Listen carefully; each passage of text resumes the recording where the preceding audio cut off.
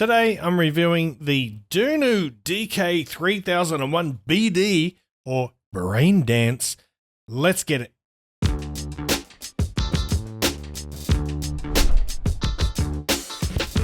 What's cracking, audio fans? It's David here from Prime Audio Reviews.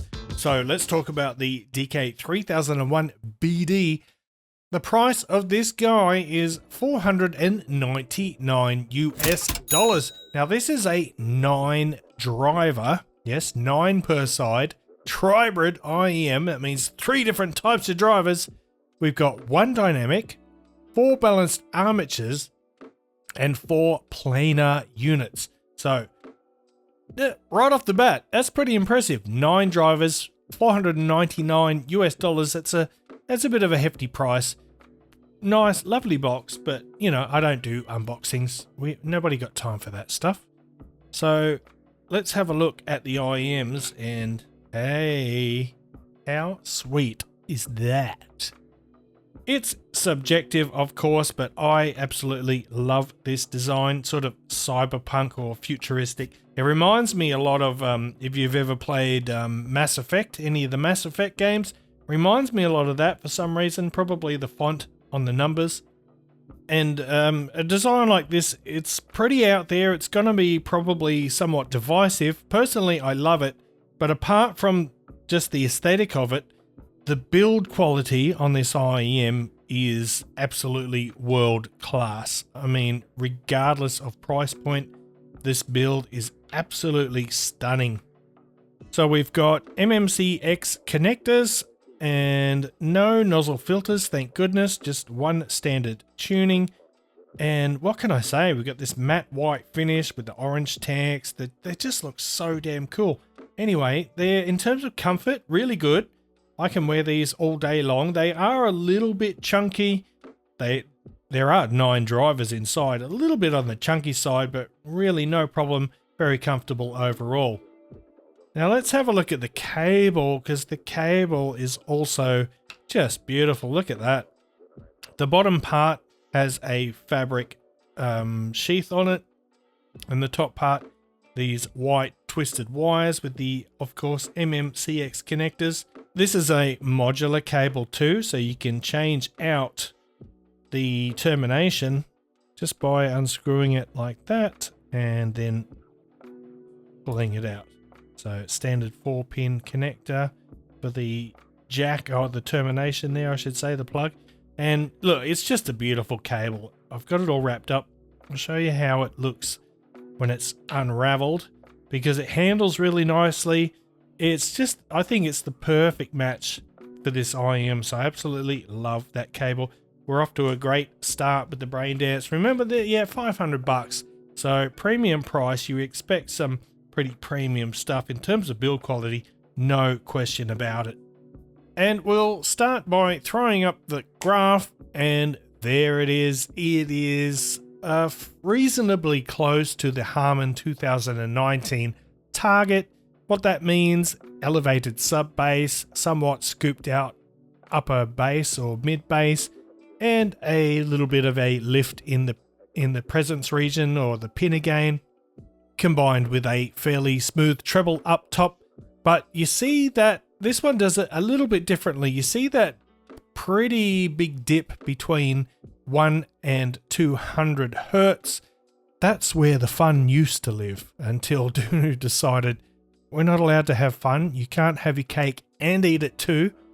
But I'm getting a bit ahead of myself. Let's talk about the bass more in detail first. So first of all, yeah, sub bass, it's there. We got the nice rumbles. We got those nice lows. Hitting those low notes, they sound great. They are, of course, super controlled. There's no distortion. It's really good quality dynamic driver. But for some reason, well, I know exactly why, but the mid bass is, oh my gosh, where the sub bass is, hello, I'm up in your face. The mid bass and the upper bass is pretty timid. It's a bit like a little kitten just patting away at a leaf or something.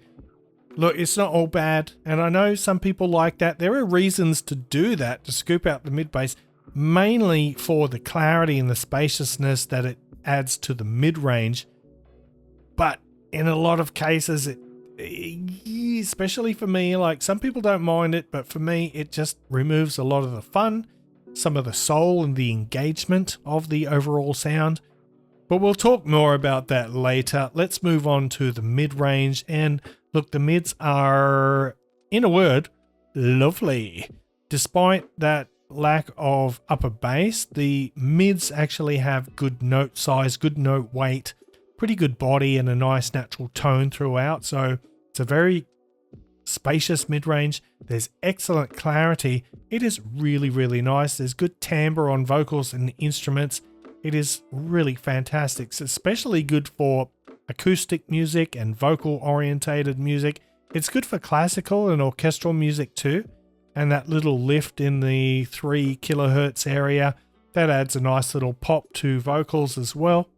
And there's no shoutiness, there's no nasality in the mid-range. It's just really well done. It's really nicely done. I assume it is mostly the balanced armature drivers taking care of the mid-range, but don't quote me on that because I simply don't know.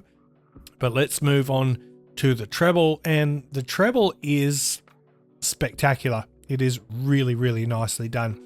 It is a rather forward treble, but it's not in your face. It is not sharp. It's not harsh or brittle. There isn't any sibilance either. It's a really nicely toned treble. It just seems rather forward because of that lack of the low end, like the mid bass is not there to counterbalance it. So the perceived level of the treble goes up, but it is a top quality treble. And it not only does it widen the soundstage, it delivers or adds clarity to the mid range and snappiness to percussion attacks. But it's a very detailed treble. Like this IEM, what is it? The DK3001BD. In terms of technical performance, this is about as good as you're going to get around this price range, around that $500 mark. Up or down, go a couple of $100 either way. There's not a lot that can compete with it in a technical sense. So the soundstage is extremely spacious, it's wide, it's got great depth, it's got good height, instrument separation is off the charts, it's unbelievable. The overall resolution is just fantastic. In terms of placement and imaging and layering, it's all very good, very precise, so you can hear exactly where everything is within the soundstage, which of course means these are also great for gaming if you're into competitive gaming. So let's circle back around to the overall experience. So for me at least, and my preferences, I find these great on certain recordings or certain songs, and then on others, I find them seriously kind of lifeless and devoid of soul or emotion.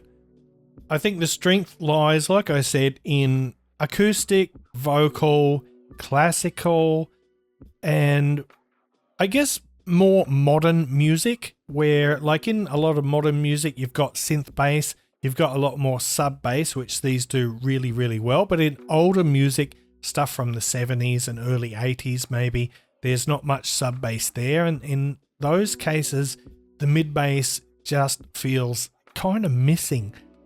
So you're waiting for that, you know, that bass guitar, that bass line to kick in that you love. And you can hear it, but it's just like in the background, ding-a-ding-a-ding.